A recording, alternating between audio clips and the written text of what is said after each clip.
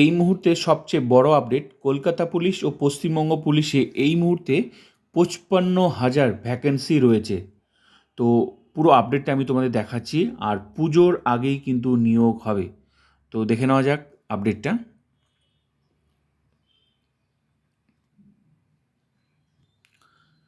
Kolkata police ও পশ্চিমবঙ্গ পুলিশে constable আর sub inspector পদে প্রায় 20,000-এর বেশি শূন্যপদ পূরণ করা হবে পুজোর আগেই। এটা একটা বড় আপডেট। পুজোর আগে কিন্তু তোমাদের নতুন ভ্যাকেন্সি পূরণ হতে চলেছে 20,000-এর বেশি। আরটিআই এর রিপোর্ট অনুযায়ী কলকাতা পুলিশ ও পশ্চিমবঙ্গ পুলিশে এ পর্যন্ত প্রায় 55,000 থেকে 60,000-এর মতো শূন্যপদ আছে। 55,000 থেকে প্রায় 60,000-এর মতো শূন্যপদ আছে আরটিআই রিপোর্ট অনুযায়ী। এছাড়াও আবগারি দপ্তরে প্রায় 7 বছর কোনো নিয়োগ না হওয়ায় সেখানেও কয়েক হাজার শূন্যপদ আছে। এটা তোমাদের জন্য কিন্তু গুড নিউজ, তাই তোমরা কিন্তু প্রস্তুতি শুরু করে দাও। আর এই সরকার কিন্তু খুব তাড়াতাড়ি নিয়োগ করবে।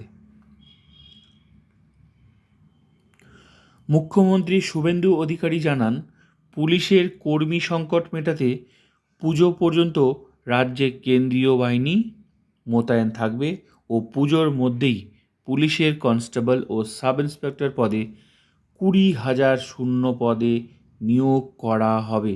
এটা কিন্তু তোমাদের জন্য একটা বড় আপডেট, তাই তোমরা কিন্তু প্রস্তুতি শুরু করে দাও। অন্যদিকে পুলিশের কনস্টেবল পদে 15 বছর চাকরি হলেই পুলিশ কর্মীকে নিজের জেলায় যাতে পোস্টিং দেওয়া যায় সেদিকে নজর দেওয়া হচ্ছে। তো তোমাদের একটা বড় আপডেট, তোমরা কিন্তু প্রস্তুতি শুরু করে দাও, এই সরকার কিন্তু নিয়োগ করবে। তো ভিডিওটা ভালো লাগলে like comment subscribe and share.